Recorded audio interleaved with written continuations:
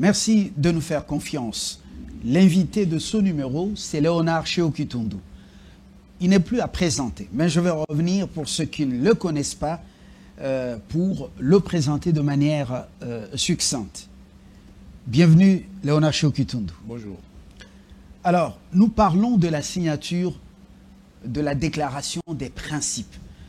L'événement est intervenu jeudi soir à Washington, la capitale fédérale des États-Unis d'Amérique. Oui, entre deux États, le Congo démocratique ou la RDC et son voisin, le Rwanda. Un acte diplomatique par lequel ces deux nations ont affirmé solennellement un ensemble de valeurs, d'objectifs et des liens, plutôt des lignes directrices communes qui régiront leurs relations bilatérales. Un diplomate qui est avec nous sur ce plateau va nous éclairer davantage.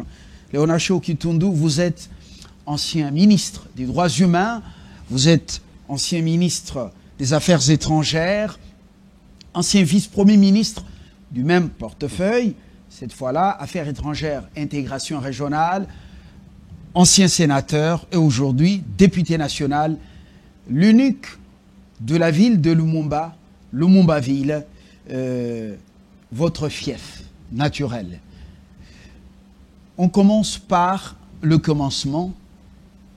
Doha, d'abord le processus de Luanda, Nairobi, suivi des Doha, et aujourd'hui la déclaration des principes de Washington, sous le regard du chef, plutôt du secrétaire d'État américain, M. Rubio. Alors, quelle est la portée diplomatique de cet événement si nous jetons un regard dans le passé récent? D'abord le processus de Luanda, le processus de Nairobi, et puis Doha, et aujourd'hui. Mais là, une question qui caresse mon esprit, en tant que diplomate, comment avez-vous accueilli cet événement, l'événement du jeudi Washington? Avec scepticisme, comme nous, une lueur d'espoir? Je pense qu'il y a lieu vraiment d'être rassuré, et agréablement d'ailleurs, par la signature de cette déclaration de principe. Je crois que ça a surpris beaucoup de gens. Je crois que c'est la deuxième surprise après Doha. Oui, une grande surprise. Voilà, personne s'attendait. La nouvelle est tombée, c'était le même jour jeudi. Et voilà. Oui. Donc, quelque part, je pense que la diplomatie congolaise est vraiment agissante. Et ça, c'est une très bonne chose, à mon avis. Alors, ce qu'il faut bien comprendre, faire quand même une petite différence. Oui. Le processus de Nairobi comme le processus de Luanda rentre dans le cadre d'une démarche officielle et formelle de l'Organisation de l'Unité africaine. C'est ce qu'il faut bien comprendre. Alors que le processus de Doha, tel qu'on l'appelle aujourd'hui, et même l'événement qui s'est produit avant-hier à Washington, ce sont des démarches qui sont plutôt informelles. Ça, il faut quand même qui le sont rappeler. intervenus de manière impromptue, Voilà. sans communication préalable. Pourquoi il faut faire cette différence? Parce que là, c'était l'initiative d'abord américaine qui a invité les deux protagonistes au conflit pour essayer de trouver une solution à la crise congolaise. Tout comme à Doha, c'est l'émir qui, de sa propre initiative, a accepté de servir, de faire entreprendre une démarche qui réunirait les deux chefs d'État, alors que, je vous rappelle que tout le monde commençait à se poser des questions, si les deux chefs d'État avaient encore la possibilité de se rencontrer en tête-à-tête. Alors, là où c'était considéré à un moment donné comme étant impossible, l'émir a réussi de réunir les deux hommes d'État à Doha. Donc c'était aussi un grand événement. C'est d'autant plus que c'est important de le rappeler aussi.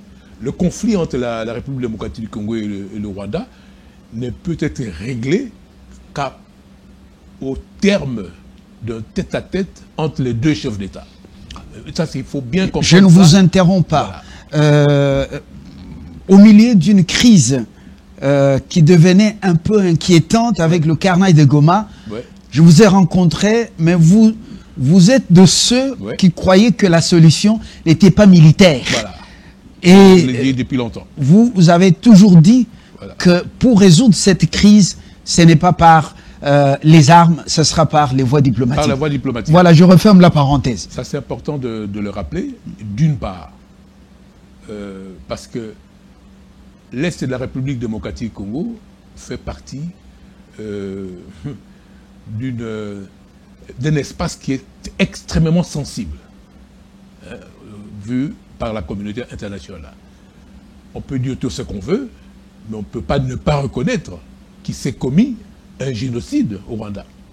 Et nous, qui sommes là, nationalistes congolais, si vous voulez, on a été solidaires des victimes du génocide au Rwanda. C'est tout à fait clair. Donc ça, on ne peut pas l'ignorer. C'est un fait de l'histoire. Voilà. Mais chez nous, un génocide, un plus grand génocide a eu lieu. Par le commencement. Oui. C'est pour vous dire que après le génocide contre les Juifs en Allemagne, toute la communauté internationale s'est réunie et a pris l'engagement qu'il ne saurait être question qu'une telle catastrophe se reproduise. Ils l'ont laissé chez nous. Mais malheureusement, le génocide a été commis au Rwanda. Donc, malgré tout ce qui a été fait, on n'a pas pu empêcher ces génocides-là. Et l'autre élément qu'il faut bien comprendre, ce génocide a eu lieu dans l'indifférence générale. Personne n'est venu au secours de ceux qui ont subi le génocide. Je rappelle cela pour vous montrer pourquoi il y a eu, comme je l'ai rappelé auprès de vos confrères, mais enfin, là, le Rwanda s'en est sorti par ses propres efforts. Et là, Kigali a culpabilisé le monde entier pour leur dire, mais enfin, vous avez dit, après 1945, qu'il n'y aurait plus de génocide dans le monde, mais il s'est produit chez nous, et vous n'avez rien fait pour nous protéger. Dernièrement, ils l'ont abandonné seul à la commémoration. Exactement. Ces gens-là, ils sont terribles, vous les connaissez. Mais, à partir de là, il faut bien comprendre que la situation était telle que le Rwanda avait une longueur d'avance sur ce plan-là, sur le plan diplomatique, parce que la communauté internationale s'est sentie redevable. Coupable et redevable vis-à-vis de ce qui s'est passé. Alors, voilà. C'est ça l'avantage. Mais, est-ce que ça donnait carte blanche ou blanc-seing à Kigali, cette fois-ci, de faire fi de ses obligations internationales pour violer l'intégrité territoriale d'autres pays. Et puis tuer chez nous, commettre un autre génocide chez nous. Donc là, nous ne pouvons pas accepter cela. C'est là toute la question. Donc, à partir de là, les démarches qui sont faites actuellement, c'est de voir de quelle manière on peut forcer l'armée rwandaise de se retirer du territoire de la République démocratique du Congo sans qu'on tire un seul coup de feu. C'est ça la démarche.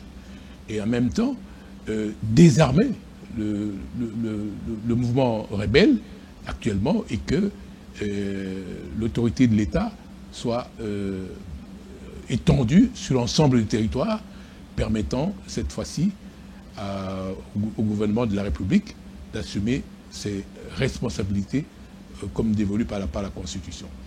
Donc c'est ça, vous faites le problème aujourd'hui. Et quand on voit très bien la démarche, comme on l'a dit tout à l'heure, le processus de Luanda et de Nairobi. Voilà. Oui. Le processus de Luanda, c'était pour permettre la rencontre entre les deux chefs d'État protagonistes au conflit pour essayer de trouver une solution sous la médiation du président Lorenzo. Et puis le processus de Nairobi, c'était au fait de réunir tous les groupes armés sous les auspices de l'ancien président kényan et voir de quelle manière on peut trouver une solution à leurs revendications afin qu'on revienne à la situation normale. Bon, mais à un moment donné, je crois qu'on a remarqué qu'il y a eu nécessité de fusionner les deux les deux processus. Tel que c'était décidé par justement la SADC et l'EAC dans un sommet conjoint. Dans un sommet conjoint. Oui. Que malgré ça, et ça aussi il faut reconnaître, c'est-à-dire que moi personnellement, quand on regarde bien la situation à l'est de la République démocratique du Congo, la première chose à laquelle il faut accorder une très grande importance, c'est le fait que la République démocratique du Congo subit une agression, comme j'ai dit tout à l'heure, oui, caractérisée. Et cette agression s'est faite de deux manières. D'une part, à travers le Rwanda qui a financé au fait un groupe rebelle pour déstabiliser le gouvernement légalement établi ici à Kinshasa, et puis d'autre part, par le franchissement des frontières, par ses propres troupes militaires en direction de la République démocratique du Congo. Donc ces deux actes, franchissement des frontières des troupes rwandaises et financement du mouvement rebelle, participent d'un seul acte, c'est l'agression contre la République démocratique du Congo. Et ça, c'est très important. Et donc aujourd'hui, il faut accorder une importance particulière à la démarche de Luanda, parce que là, ça réunit les deux chefs d'État. Donc c'est un conflit dans les relations bilatérales entre le Rwanda et la République démocratique du Congo. Très bien. Parce qu'il n'y a pas de rébellion sans que on n'ait pas un pays limitrophe qui vous serve de base arrière. C'est tout à fait clair. Parce que si, comme je l'ai toujours rappelé, si ces mouvements rebelles avaient déclenché son action à partir, par exemple, de la province de Lomami au cœur de la République, mais l'armée congolaise allait s'occuper de cette rébellion. De cette soi-disant rébellion sans problème. Mais là, il bénéficie d'une profondeur stratégique. C'est pour ça que aujourd'hui, l'agression, même si le concept n'est pas encore ressorti dans les textes, non seulement de l'Union africaine, mais aussi des Nations Unies à travers les résolutions du Conseil de sécurité, il n'empêche que le Conseil de sécurité, tout comme le Conseil de paix et de sécurité de l'Union africaine, même les organisations régionales, ont pris acte de franchissement des frontières congolaises par les troupes rwandaises, ce qui constitue une agression et une violation de l'interdiction du recours à la force dans les relations internationales. Léonard Shokitundu, la résolution 2773 du Conseil de sécurité de l'ONU est claire. Ouais. Et vous connaissez, vous êtes un diplomate rompu. Ouais. Les résolutions du Conseil de sécurité ne se discutent pas. Ça s'exécute quand même. Alors, comment on assiste à ce spectacle? Le Conseil de sécurité ne fait pas appliquer sa propre résolution. Les sanctions sont prises contre Kagame et contre les personnalités de la cour de Kagame et contre les personnalités des mouvements terroristes. Je ne pas les nommer. Mais on sent qu'il y a une sorte de latence, une sorte d'inertie. Qu'est-ce qui justifierait une telle attitude? Toujours redevable vis-à-vis du Rwanda, cette communauté dite internationale? Alors, sur les questions de principe, vous avez totalement raison. C'est-à-dire que la résolution du Conseil de sécurité a été votée d'abord à l'unanimité. Oui. Donc, les 15 membres, les permanents et les non permanents, à l'unanimité, tout le monde a approuvé cette résolution. Bon, ça, c'est la première chose qu'il faut rappeler. Et puis, cette résolution a été adoptée en vertu du chapitre 7 de la Charte des Nations Unies, c'est-à-dire que la résolution a valeur contraignante. Donc, elle s'impose et elle doit s'appliquer. Bon, vous posez la question de savoir, il y a une certaine latence, oui. Mais c'est justement ça, le fonctionnement même des Nations Unies et même du système politique des relations internationales dans son ensemble. Pour quelle raison?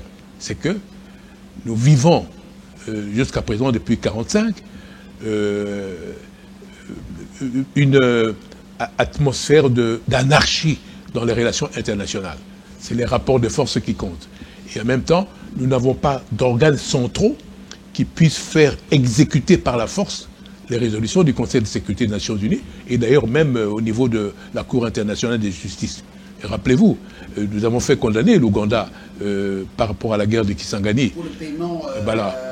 De 10 milliards. Voilà. Mais qui n'ont jamais été payés. Mais non, ils ont commencé à payer. Mais ça a été réduit. Oui, ça a été réduit, mais bon, c'est pour dire que...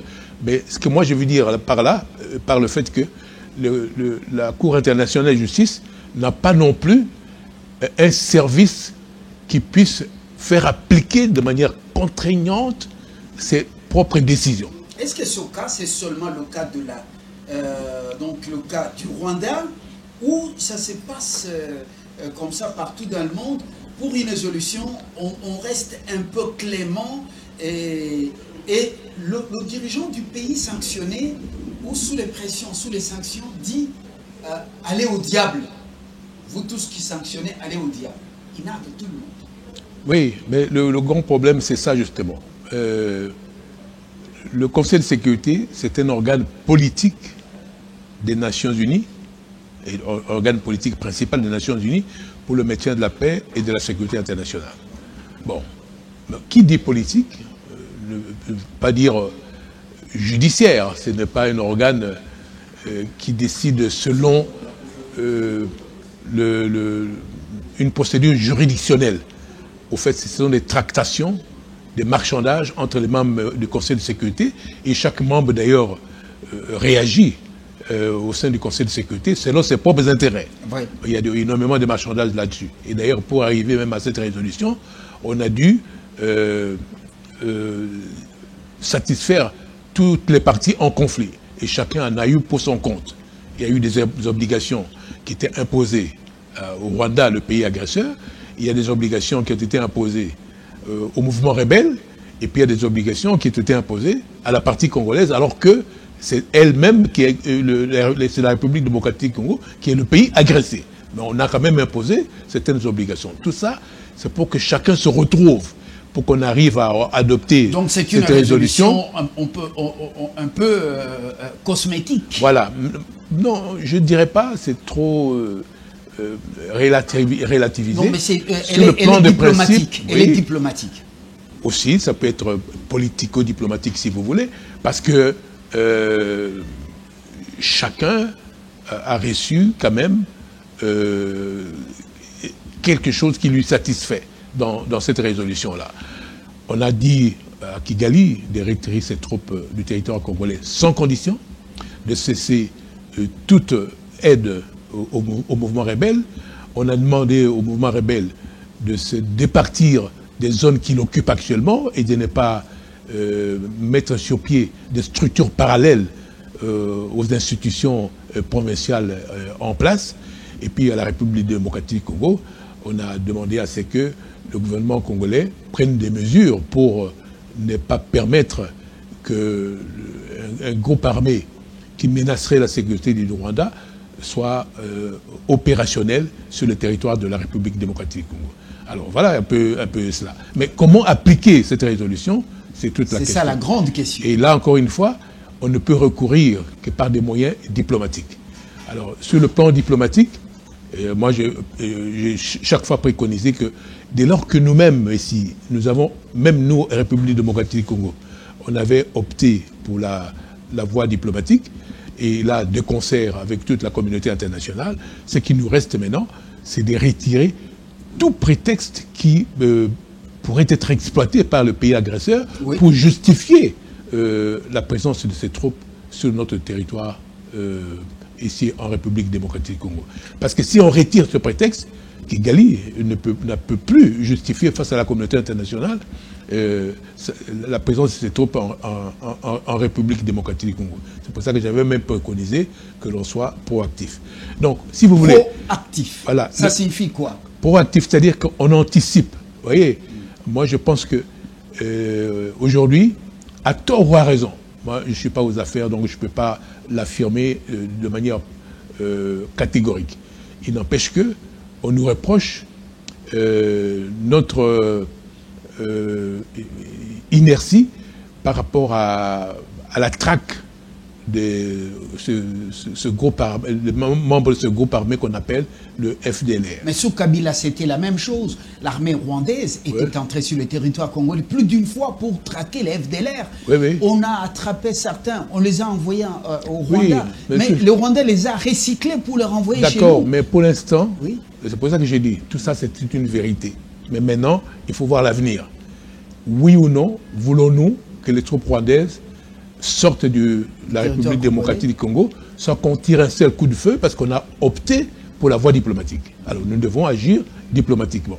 Donc il faut retirer ces prétextes-là, ce qui permettrait de renforcer l'avantage que nous avons maintenant sur le plan diplomatique contre le Rwanda, parce que je vous assure qu'aujourd'hui là, Kigali ne peut plus se comporter comme il le faisait avant, où il avait le vent en poupe et pouvait se permettre tout sans qu'il soit sermonné par la communauté internationale. Mais maintenant, avec les, plus le bébé, hein, voilà, le bébé de avec les sanctions qui viennent d'être infligées à ses responsables et même à certaines entreprises aujourd'hui, je pense que Kigali, sa superbe était ébréchée et actuellement par la communauté internationale et il ne peut plus se comporter comme avant.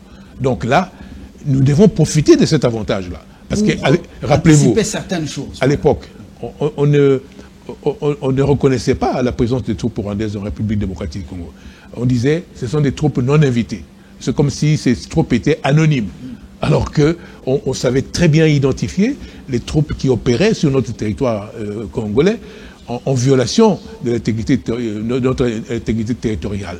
Mais aujourd'hui, non seulement on a reconnu la présence des troupes rwandaises en République démocratique du Congo, mais aujourd'hui, Kigali ne peut plus ignorer ou méconnaître la reconnaissance de ces troupes sur le territoire congolais, ce qui constitue une véritable agression. Donc si Kigali, par exemple, avait ratifié le statut de Rome, mais Kigali serait traduit devant la Cour pénale internationale, parce que la Cour est compétente aussi pour les crimes d'agression. Alors, compte tenu de crimes commis en République démocratique du Congo, crimes de guerre, crimes contre l'humanité, est-ce que le Conseil de sécurité, s'il décide, le Rwanda ne peut pas être poursuivi avec son chef par la CPI? Si, le Conseil de sécurité peut décider. C'est comme j'ai dit, comme avec l'ancien président Béchir au Soudan. Le Soudan n'avait pas ratifié le statut de Rome, mais aujourd'hui, il y a un mandat d'arrêt délivré par le procureur de la Cour pénale internationale contre le président Béchir. Sauf que le gouvernement soudanais n'a pas renvoyé l'ex-président Béchir auprès de la Cour pénale à La Haye. Donc là, vous voyez encore une fois, les États gardent quand même une certaine maîtrise. C'est pour cette raison, et puis il n'y a aucun organe sur le plan des relations internationales qui peut forcer aujourd'hui le gouvernement soudanais à renvoyer le président Béchir auprès de la Cour. Donc malgré le fait que ces textes existent, nous vivons dans ce monde dans un contexte d'anarchie, parce qu'il n'y a pas d'organes comme on le voit à l'intérieur de certains territoires. Vous voyez, ici, à République à l'interne, il y a un magistrat qui peut arrêter de manière provisoire. Mais voilà. Un juge peut vous suivre, mais sur le plan international, suivre jusqu'à la prise d'une décision judiciaire. Voilà. Alors, je comprends bien que le caractère contraignant ou le mot contraignant, il reste à comprendre sur le plan politico-diplomatique. Je parle de la résolution 2773 du Conseil de sécurité. Ce n'est pas quelque chose qu'on doit appliquer de manière forcée, sauf si le Conseil le décide. Militaire, sauf si le Conseil le décide. Et là, comme vous savez, c'est difficile pour avoir l'assentiment de tous les membres du Conseil de sécurité. Et puis, quelle force on va envoyer? On va pas utiliser les Nations Unies. On va peut-être utiliser une force contraignante et qui relève d'un pays membre des Nations Unies, comme on l'a vu à une certaine époque. Pendant la crise du Golfe, la décision a été prise. Le Congo, Zaïre à l'époque, était à la présidence tournante du Conseil de sécurité, membre non permanent, mais la décision a été prise la résolution a été appliquée et on est allé forcer Saddam Hussein à quitter les territoires koweïtiens. Voilà, par exemple. Ouais. Voilà. Donc là, on avait une coalition des pays, je crois que sous l'égide aussi des États-Unis. Oui, les États-Unis en tête d'ailleurs. Voilà, pour forcer Saddam Hussein à évacuer le territoire. Et Saddam Hussein avait agressé un autre pays jusqu'à envoyer les troupes irakiennes sur le territoire d'un pays, un pays autre que le sien. Voilà. Léonard Sékou-Kitundou, nous voulons entrer dans les méandres de ces déclarations. Nous apprenons que c'est un accord non contraignant juridiquement, vous l'avez effleuré quelque part, cette déclaration de principe, contrairement à ce qu'on appelle traité par exemple. Donc il établit un cadre politique et moral pour toute coopération future. Alors, la déclaration porte généralement sur les valeurs partagées. Par exemple, le respect de la souveraineté, l'intégrité territoriale, la démocratie, les droits de l'homme, et que sais-je encore. Est-ce que cette déclaration signée à Washington, c'est une question rapide, elle ne vient pas au secours d'un Kagame isolé et sous des sanctions, par exemple? Non, pas du tout. Non, il faut quand même reconnaître, hein, les sanctions qui ont été prises actuellement, ce sont des sanctions ciblées. Oui. Ça vise les individus et non pas le gouvernement rwandais. On n'est pas encore là. Mais ça n'empêche que... Londres a donc un peu fermé le robinet. Oui, d'accord. Le Canada également. Mais ce n'est pas encore des sanctions qui permettent de bloquer de manière irrémédiable le fonctionnement des institutions au Rwanda. Mais c'est déjà un signal fort. C'est ce que j'avais considéré ça comme un coup de semence. Vu le contexte d'impunité dans lequel le gouvernement rwandais était en train de se déployer jusqu'à présent. Donc là, cette fois-ci, je pense que Kigali ne peut plus se comporter n'importe comment. Donc, malgré le fait que le fonctionnement des institutions rwandaises ne sont pas encore remises en cause pour l'instant à travers ces sanctions, il n'empêche que c'est un avertissement sévère adressé au président Kagame pour l'avenir. Donc, rien ne sera plus comme avant. C'est comme ça qu'il faut considérer. Alors, cette déclaration de principe, il faut bien reconnaître, c'est une déclaration préparatoire aux négociations qui vont aboutir à un accord, cette fois-ci formel, entre les deux États pour cesser les hostilités de manière formelle et puis conclure un accord qui normalise les relations bilatérales entre les deux pays sous l'égide de médiateurs, en l'occurrence ici, du président, peut-être le président américain. Président Trump. Parce que là, ça s'est fait au niveau des ministres des Affaires étrangères. Et je vous rappelle que c'est une déclaration qui est peut-être considérée comme fixant les termes des références pour les négociations à venir. Et vous savez très bien que le 2 mai, on leur a imparti un délai au 2 mai pour que chaque parti vienne avec ses revendications pour qu'on commence à discuter des modalités pour, cette fois-ci, la conclusion d'un accord qui met fin définitivement au conflit qui nous oppose. Alors, ça c'est très bien dit, voilà. Avec précision détail, voilà. C'est préparatoire, voilà. C'est un document préparatoire ouais. D'un accord qui pourrait intervenir entre les deux parties. Il faut même quand même préciser oui. Que pour la préparation d'un avant-projet d'accord. Préparation d'avant-projet d'accord. D'accord. Et pas un accord définitif. Parce qu'on est encore au niveau des ministres des Affaires étrangères. Oui. Qui sont là, effectivement, avec les pleins pouvoirs pour négocier un accord avec d'autres pays. Alors, ce qui va ressortir des négociations qui auront lieu à partir du 2 mai, c'est l'élaboration d'un avant-projet, d'un accord qui, cette fois-ci, va mettre fin aux hostilités et à la conclusion peut-être d'un pacte, pourquoi pas, de non-agression qui normalisera cette fois-ci définitivement les relations entre les deux pays. Léonard Sékou-Toundou, vous êtes également défenseur des droits de l'homme, travail que vous avez fait depuis la Suisse, où vous avez beaucoup plus évolué avant de rentrer au pays. Ressources naturelles pillées, génocide le plus grand, plus que celui des Juifs, des incarnages comme celui de Goma, plus de 8000 Congolais massacrés, tués, jetés, même dans le lac, s'ils pouvaient dénombrer ce lac. Est-ce que la déclaration des principes, préparant un avant-projet d'accord qui pourrait aboutir à un accord ou à un traité, plutôt, vous avez parlé de avenant ou quoi, bon, de non-agression, pacte de non-agression, est-ce que ça va faire oublier ces carnages, ces génocides et ces pillages? Non, ici, le processus de Luanda, qui est relayé maintenant par les initiatives que moi considère comme informelles de Doha, et aujourd'hui reprise en main par le gouvernement américain, ça, ce sont des initiatives qui sont, si vous voulez, informelles, dans le sens où ça n'a pas été prévu par l'Union africaine, qui est aujourd'hui compétent à travers le processus de Nairobi et de Luanda, aujourd'hui fusionnés. Oui.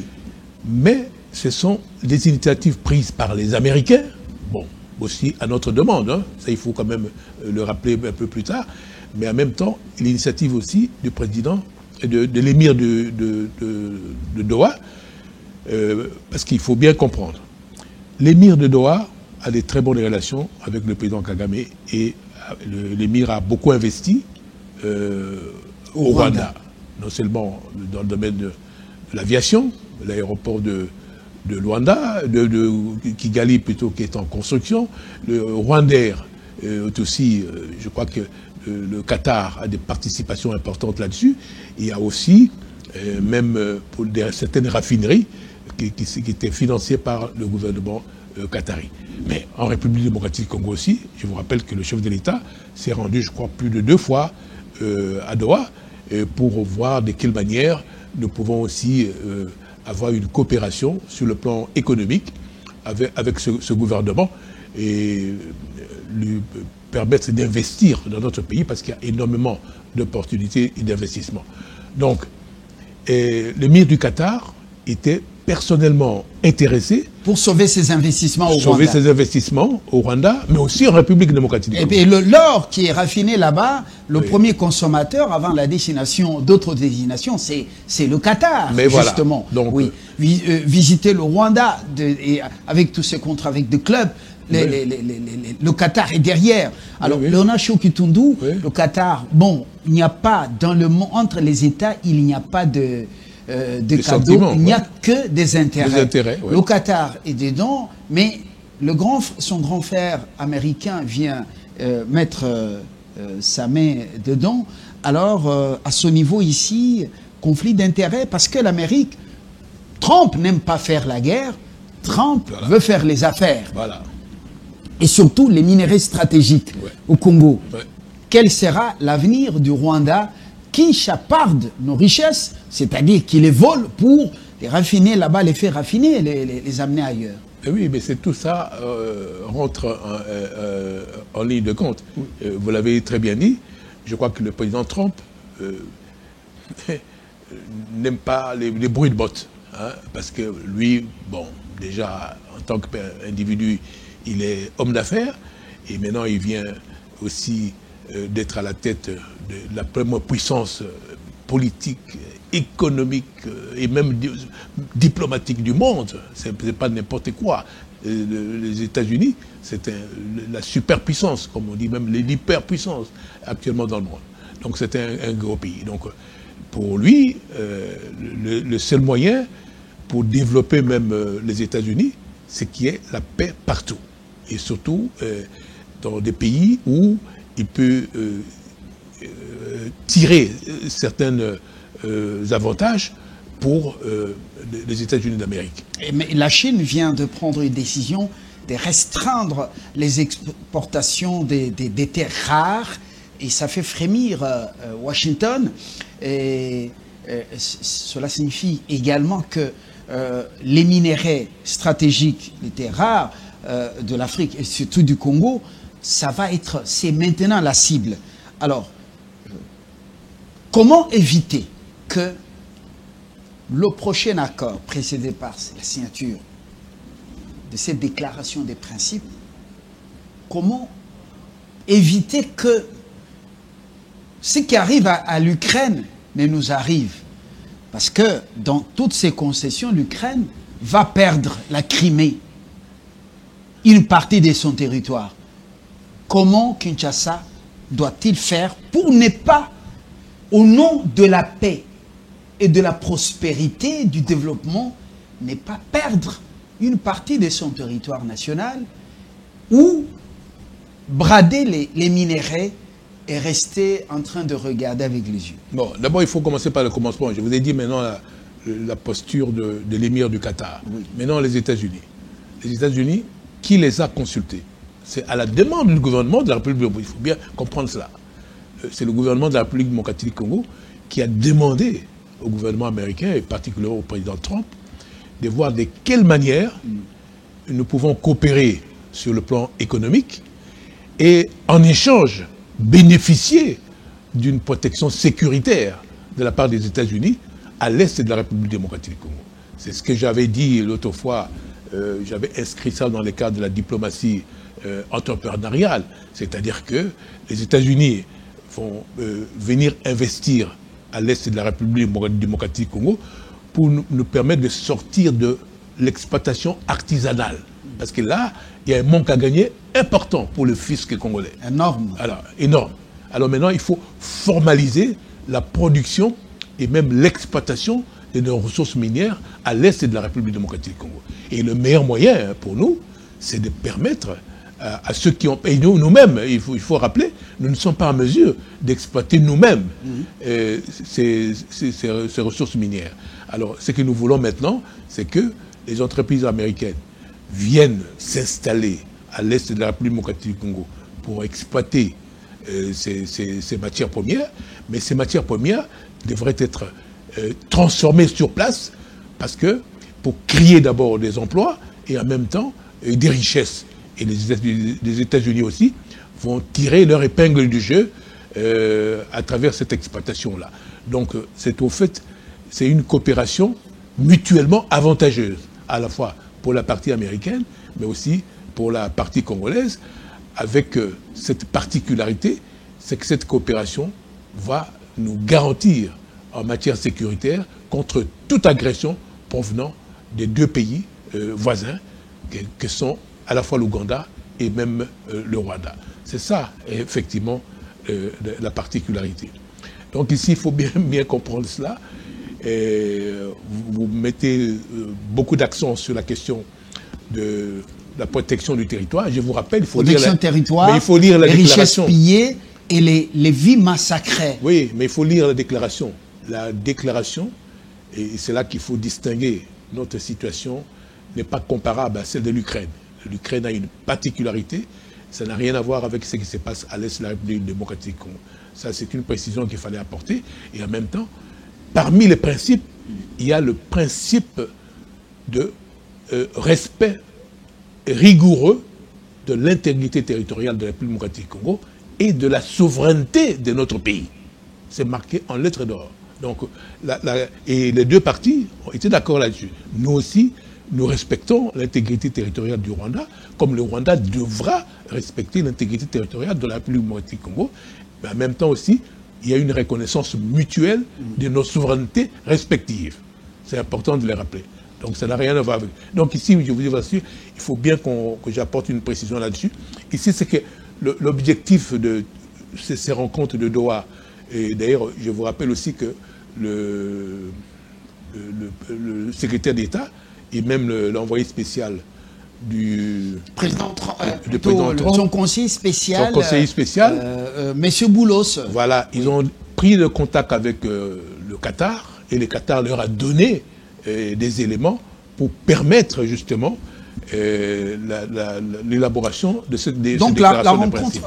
Il y a eu Rubio Et son homologue qatari, c'était pour chercher, avoir des éléments d'information de ce dossier. Par rapport au contact qu'eux, ils ont eu dans la démarche qu'eux-mêmes, ils ont fait. Est-ce que ce n'est pas, par exemple, pour dire butin de guerre, nous allons de manière informelle mettre fin à cette guerre. Maintenant, il faut qu'on s'entende comment on va se retrouver plus tard lorsqu'on va faire les affaires avec les minéraux du D'accord, mais quand on dit faire des affaires, c'est dans une coopération mutuellement avantageuse. C'est-à-dire qu'il n'y aura pas bradage de nos ressources comme les gens sont en train d'en dire. Et puis, ce n'est pas la première fois que nous coopérons avec les États-Unis. Tenkefokorome, ce sont les Américains qui étaient au Katanga. Oui, ils ont cédé aux Chinois. Ils ont cédé aux Chinois. Mais c'était une coopération mutuellement avantageuse.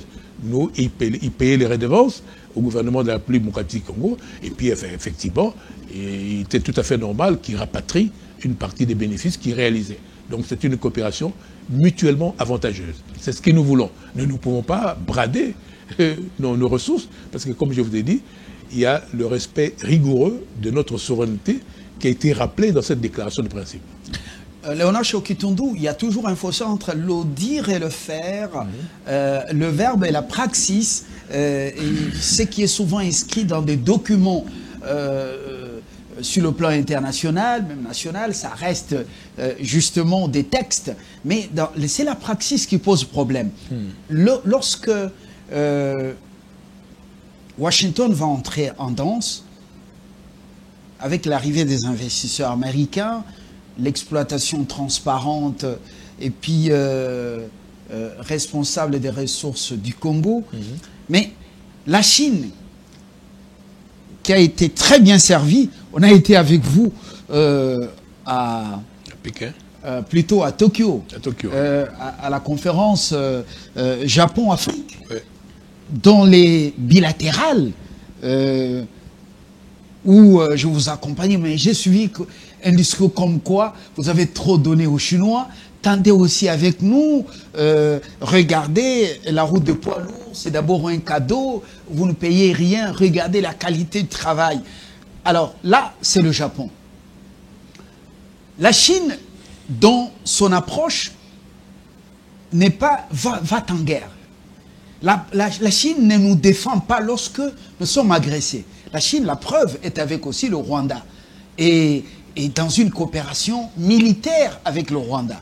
Et lui fournit aussi des matériels militaires.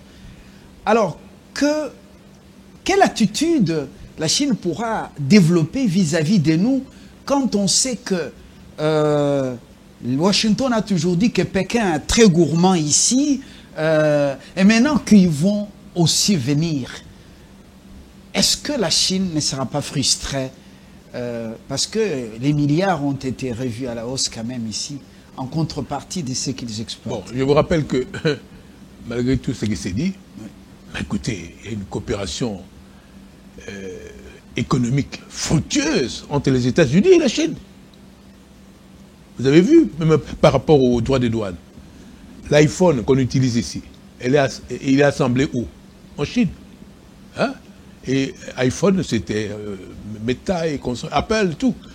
Mais quand le président Trump a infligé ses droits de douane de 145% à la Chine, après que la Chine ait pris des mesures de rétorsion par rapport aux droits de douane initiaux qui ont été pris par Washington, mais écoutez, les entreprises américaines se sont plaintes auprès du président Trump. Parce que pour eux... Qui a fait rétropédalage. Alors, rétropédalage, puis a annulé ces droits de douane concernant les ordinateurs, les téléphones et tout ce qui concerne le matériel électronique. Pour quelle raison? Parce que ce sont des entreprises américaines qui ont investi en Chine. Alors, c'est pour vous rappeler que, malgré tout ce qui s'est dit, il y a énormément de fonds de pension qui ont été achetés par la Chine. Donc, il y a une coopération économique extrêmement importante. Et d'ailleurs, s'il y a eu ces mesures, douanières, c'est tout simplement parce que les États-Unis considèrent que leur balance commerciale est déficitaire au détriment des États-Unis Au détriment de la Chine. Non, des États-Unis. Au détriment de la Chine et des États-Unis. Merci. Alors, c'est pour cette raison, effectivement, qu'ils ont pris ces droits de douane. Mais ils oublient qu'au fait, ils en profitent énormément. Parce qu'aujourd'hui, si ces droits de douane sont maintenus, mais l'iPhone va coûter $3 000. Est-ce que vous croyez que le citoyen américain va accepter qu'on achète un iPhone à $3 000? Impossible. Alors, finalement, il a rétropédalé sur ce plan-là.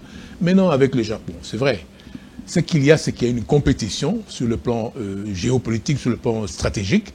On a beaucoup de pays comme le Japon ou la Corée du Sud, et ils ont peur, effectivement, du développement de la République populaire de Chine, qui est devenue aujourd'hui la deuxième puissance économique du monde. Ça les inquiète. Alors, et pour ça, ils se rabattent effectivement sur les États-Unis, même pour leur protection. Mais il n'empêche que et la Corée du Sud et le Japon, ils ont aussi de bonnes relations économiques avec la République populaire de Chine. Donc, vous voyez, mais c'est vrai que... Donc, nous, on doit diversifier les partenaires, mais n'est pas essayer de les énerver. Mais voilà. Donc,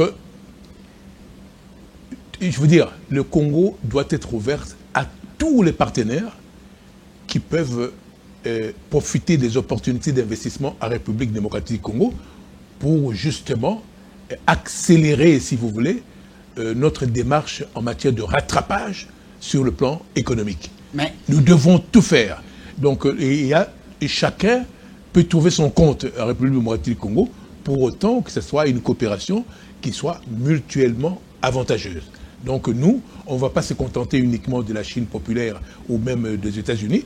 La France peut venir, l'Angleterre peut venir, les Émirats peuvent venir, tous les autres pays qui ont la possibilité de pouvoir investir chez nous. Nous voulons que ces ressources, nous ne les regardions pas seulement comme ça, comme un objet de contemplation, mais non, que ça profite à notre population, non tellement en termes d'emploi, mais aussi en termes de santé, de l'éducation et même des infrastructures. Alors, M. Kitundri, vous étiez déjà parti des affaires étrangères à un moment donné, lorsque j'ai été choisi depuis le département d'État pour une interview avec la numéro 2 de la sécurité intérieure des États-Unis d'Amérique. C'était en la résidence de l'ambassadeur Hammer. Alors, elle m'a dit ouvertement ceci. Et c'était au moment où le Trésor américain avait pris des sanctions contre le raffineur belge qui est établi à Kigali et à Kampala. Alors, madame, qu'est-ce qu'elle a dit? Sur le terrain, le jeu n'est pas égal. Le Congo a trop donné aux Chinois ou à la Chine en termes de minerais. Le même discours qui vous avait été tenu à Tokyo. Vous avez beaucoup donné de l'autre côté. On a été avec vous à Moscou, au Kremlin. Vous avez suivi le partenariat sous Kabila qui a été donc sollicité. Gazprom Bank sollicité un partenariat dans le cadre des hydrocarbures, les minéraux et les finances. Et même l'accord militaire aussi. Voilà. Ils vous ont suivi ici, la délégation russe. Vous avez vu comment les choses de notre côté ont été lourdes. Il y a eu des pesanteurs énormes. Voilà. Or, votre visite au Kremlin, c'était officiel, hyper médiatisé et tout ça. Et c'était à l'occasion quand on a réclamé le retour du nom de Lumumba sur l'université, des... pour l'amitié des peuples. Voilà, l'amitié des peuples, ouais. Mais le nom de Lumumba est rentré. Est rentré, et oui. Ça aussi, c'est finalement, la démarche a été aboutie grâce à notre ambassadeur actuel à Moscou. Voilà. Nous avons initié la démarche, mais finalement, l'université pour l'amitié des peuples a été rebaptisée Université Patrice Emery Lumumba. Vous vous souvenez, c'était ma question à Lavrov voilà. Lors de la conférence de presse, la conférence conjointe en direct. Voilà. Alors, partout, c'est le même discours. Oui. Alors, pourquoi Kinshasa a toujours peur et dort souvent? Pourquoi nous sommes ainsi faits? C'est ça la question. Et puis ce pays devait décoller depuis longtemps. Comme vous avez remarqué, pourquoi je me suis rendu à Moscou à l'époque? c'est parce que j'estimais que nous devrions avoir une bonne coopération avec Moscou. D'une part parce que la Russie, comme d'ailleurs la République populaire de Chine, nous ont toujours soutenus au Conseil de sécurité des Nations Unies. Tant qu'il était question de l'intégrité territoriale et de la souveraineté de notre pays, les Chinois, comme les Russes, ont toujours voté aveuglement pour nous. Nous avions ce même problème avec ce qu'on a appelé le P3, c'est-à-dire les anglo-saxons et la France, encore que la France nous a beaucoup aidés, parce que la France avait une approche nuancée par rapport aux deux pays anglo-saxons que constituent les États-Unis et la Grande-Bretagne. Donc, comme vous savez, il y a toujours eu ce réflexe souverainiste de la part de la France, et la France, sur la République, sur l'intégrité territoriale de la République démocratique du Congo, a toujours été ferme sur ce plan-là. Mais la France est derrière Kigali dans cette déstabilisation du régime Tshisekedi. Et surtout la guerre dans l'Est. Non, pas du tout. Pas du tout. Je ne peux pas vous permettre de dire ça. Bon, mais la France moi, je peux me permettre responsable par rapport au comportement du gouvernement rwandais sur la République démocratique du Congo. Est à l'OIF, et l'OIF n'a jamais condamné l'agression du Congo par le Rwanda. Oui, mais écoutez, à supposer... Et c'est la France qui a placé Mouchikiwabo, qui a fait placer Mouchikiwabo à la tête de l'OIF. Vous connaissez qui je suis par rapport au comportement des Rwandais dans ce sens. Mais mettez-vous à la place de Mme Mouchikiwabo. Elle a beau, effectivement, être obligée de soutenir certains principes importants, mais mettez-vous à sa place. Et elle est là, secrétaire générale de la francophonie, grâce à qui? Grâce au Rwanda, première chose. Et vous savez très bien que c'était une ancienne ministre des Affaires étrangères du gouvernement rwandais. Et c'est des gens, il y a eu une grande complicité entre Mme Mouchikiwabo et son président de la République. Alors, elle est plutôt entre le marteau et l'enclume. Oui, mais si cela est le cas, Léonard Chouki-Toundou, dernièrement, Macron était à Madagascar, le président français. Il a réitéré justement l'intangibilité des frontières de la RDC. Mais il a ajouté quelque chose, ce que j'appelle bémol. Il a dit la résolution des conflits ethniques. Mais le Congo n'est pas dans un conflit ethnique. Le pillage, c'est une guerre d'occupation, la guerre d'agression, guerre business. Non, il faut relire. Non, mais le président Macron a été tout à fait clair sur la préservation de l'intégrité territoriale de la République démocratique du Congo, et il a même ajouté de la souveraineté de la République démocratique. Mais il a ajouté les conflits ethniques. Oui, mais les conflits ethniques, effectivement, il y a des conflits ethniques dans notre pays, vous ne pouvez pas l'ignorer. Vous savez, pourquoi il y a autant de groupes, à part le M23, il y a énormément de groupes armés qui opèrent à l'Est. Ce sont des groupes alimentés par ceux qui font les affaires pour protéger l'exploitation illégale des ressources minières. Il n'y a rien d'ethnie de mais vous ne pouvez pas déduire de là le fait que le président français ou même la France est complice du Rwanda par rapport à l'exploitation de nos richesses. Moi, je ne crois pas du tout à ça. Je ne peux pas aller jusque-là. Bon, c'est qu'il faut... En tant que politique, diplomate, c'est normal. Non, mais écoutez, nous, on constate mais regardez, même l'autre fois, quand nous avons le jour de l'anniversaire de la francophonie, on a été avec le groupe des ambassadeurs francophones ici, et je ne sais pas si vous avez entendu la déclaration qu'ils ont faite. Oui, mais oui, ça on a suivi. Mais les sanctions auxquelles vous faites référence, ces sanctions ne pouvaient être décidées qu'à l'unanimité de tous les pays européens. Mais la France fait partie, c'est d'abord un pays, pas n'importe lequel, membre permanent du Conseil de sécurité et membre important de l'Union africaine. Et la France, comme la Belgique, ont tout fait. De l'Union européenne. Oui, oui. Alors, la déclaration a été votée à l'unanimité. Bon, au Conseil de sécurité des Nations Unies, qui prépare les résolutions au Conseil de sécurité, vous l'avez vu vous-même, le premier draft, c'est pour ça qu'on appelle la France le porte-plume des résolutions concernant la République démocratique du Congo. Le premier draft, c'est la France qui la prépare. Et puis ensuite, cette résolution a été votée à l'unanimité. Ah ben, la France fait partie de l'unanimité. Alors, qu'est-ce qu'elle reproche nous à la France? Alors, Léonard Chouki-Toundou, je comprends le diplomate reste toujours diplomate et respectueux des principes de ce métier. Oui. Mais vous avez eu un accrochage, autrefois, c'était pendant l'hiver, je vous accompagne à New York. Vous avez eu un accrochage avec Madame Nikki Haley.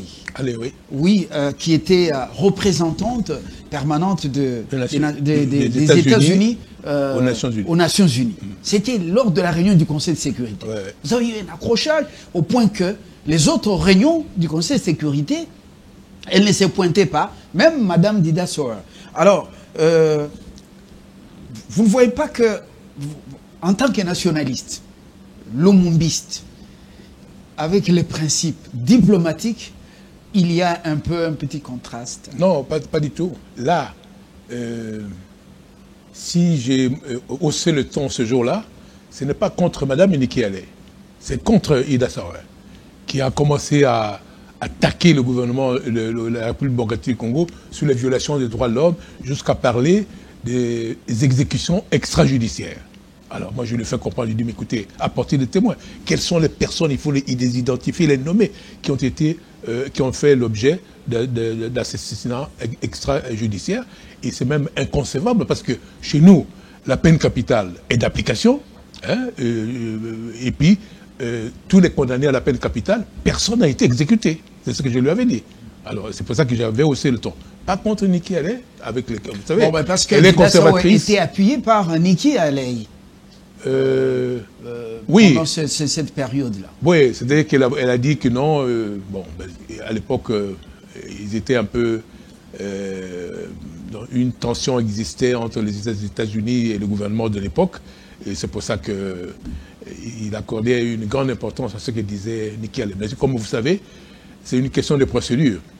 Il ne pouvait pas y avoir un débat contradictoire entre Mme Nikki Haley et moi sur ce que Ida Sower avait dit.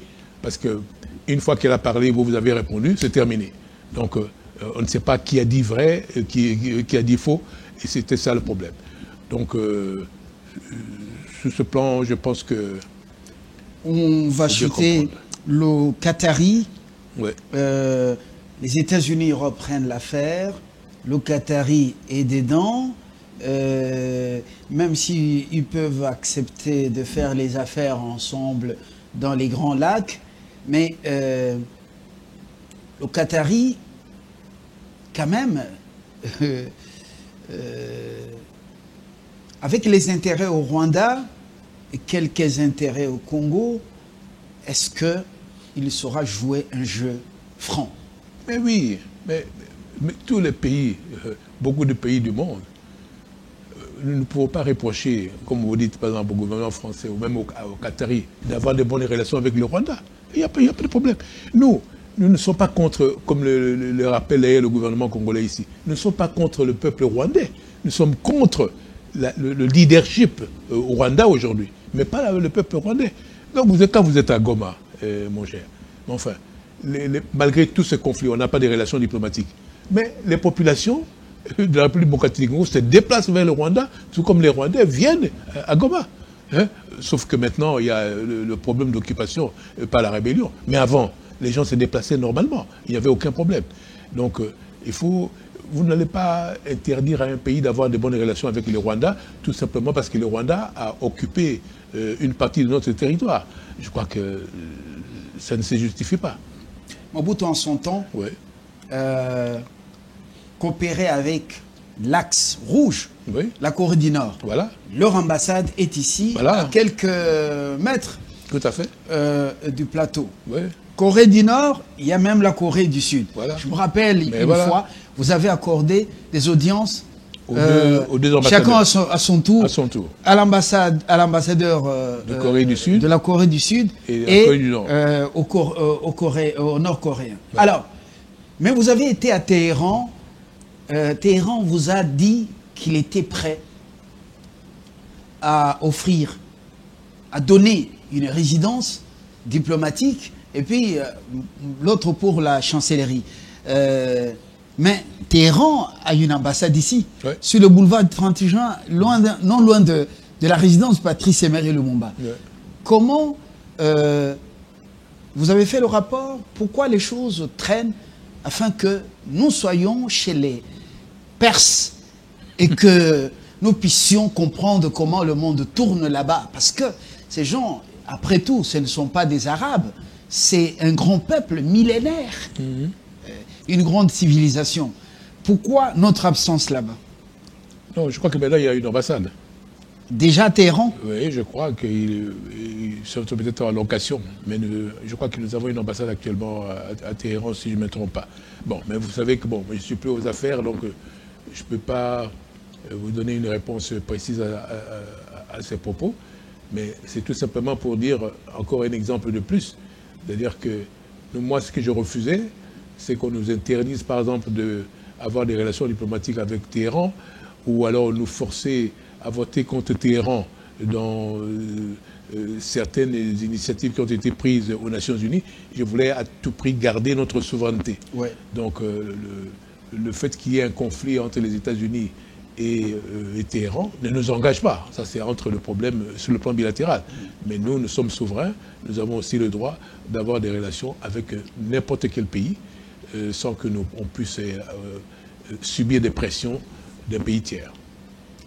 Et voilà, je crois que l'essentiel est dit. Votre idée, chère, parce que votre formation politique a également met un accent particulier sur l'environnement, le vert, l'idée d'un cartel trilatéral. Ouais. L'Amazonie, le bassin du Congo et l'Indonésie, cette idée, dernièrement, a semblé prendre corps. Vous participez à certaines rencontres du genre.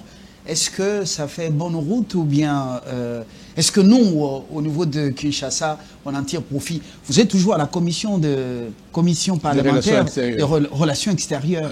Est-ce que ça fait du chemin? Oui, sauf que bon, cette question aussi relève de la commission sur l'environnement, parce qu'il y a une commission qui est spécifiquement consacré aux questions ça doit être à cheval entre l'environnement et les relations voilà, internationales ou extérieures. Exactement. Sur le plan technique, bon, c'est la commission, mais sur le plan diplomatique, ça devrait effectivement relever de la commission. Bon. Mais tout ce que je sais pour l'instant, c'est que moi, ce que j'aurais voulu, c'est qu'on constitue vraiment un véritable syndicat trilatéral pour la question environnementale, parce que bon, la RDC comme l'Amazonie, disons, le bassin du Congo comme l'Amazonie était considéré comme les deux poumons de la planète, auxquels on a ajouté le Bornéo, donc l'Indonésie, et d'ailleurs nous sommes allés aussi en Indonésie pour ça. Donc à partir du moment où c'est grâce à ces trois massifs forestiers que la planète aujourd'hui survit, avec le réchauffement climatique, tout, moi j'estimais que nous ne recevons pas ce qui nous est dû par rapport à l'exécution d'une obligation internationale de protéger nos massifs forestiers pour l'intérêt de la survie de la planète. Donc il faudrait que nous ayons une contrepartie qui nous permet d'abord d'exécuter cette obligation, mais en même temps de permettre aux populations qui vivent de la forêt de trouver une solution alternative. C'était ça, effectivement, la démarche. Bon, ça n'a pas été comme je l'aurais souhaité, mais malgré ça, je pense que la ministre d'État actuelle en charge de l'environnement est en contact avec ses homologues indonésiens et brésiliens et pour la préparation de le COP. Je crois que la prochaine COP aura lieu, j'ai oublié dans quel pays là, mais au mois de novembre. Je crois que ce sera au Kazakhstan, je ne sais pas quel pays. Alors, et là, maintenant, je crois qu'ils se sont mis d'accord pour une concertation régulière avant de participer à ces sommets. Mais moi, franchement, pour la gestion de cette question environnementale, je crois que si j'ai une approche plutôt radicale sur ce plan-là, parce que moi j'ai dit que tout dépend de le rapport de force. J'aurais voulu que on ne soit pas dicté sur la gestion de cette question par la communauté internationale, parce que la communauté internationale doit à la République démocratique du Congo, au Brésil, tout comme à l'Indonésie, une compensation par rapport au travail qu'ils font pour la survie de la planète. Donc l'exécution de ces obligations doivent être faites concomitamment, à la fois par la communauté financière internationale, mais aussi par les trois parties qui sont dépositaires de ces massifs forestiers. Cheuki Toundou Léonard, je vous remercie d'être venu et d'avoir échangé avec nous sur les contours et les conséquences de la déclaration des principes, documents signés plutôt à Washington, jeudi soir par la ministre des Affaires étrangères de la RDC et son homologue rwandais, sous la conduite de leur homologue américain, Monsieur Rubio. Vous avez salué justement la signature de ce document qui prépare un pré-accord ou un projet de l'accord. Un avant-projet. Et éventuellement, on sent que les choses bougent. Léonard Cheuki Toundou a salué la diplomatie agissante du président de la République, Félix Tshisekedi. C'est un diplomate qui parle. Et avant, il disait à tout le monde, cette guerre, nous n'allons pas la gagner par les armes, ni le Rwanda ne la gagnera par les armes. Arrivé à Kinshasa ou à Kisangani, c'est une utopie de la rêverie de ceux qui ont pris les armes. Il avait dit, aujourd'hui, l'histoire semble lui donner raison. Nous allons voir la réalité sur le terrain, cesser le feu, et ensuite la fin de cette guerre définitivement. À très bientôt pour la suite de la réflexion sur votre chaîne, la chaîne de l'unité nationale Congo 26 Télévision. Au revoir.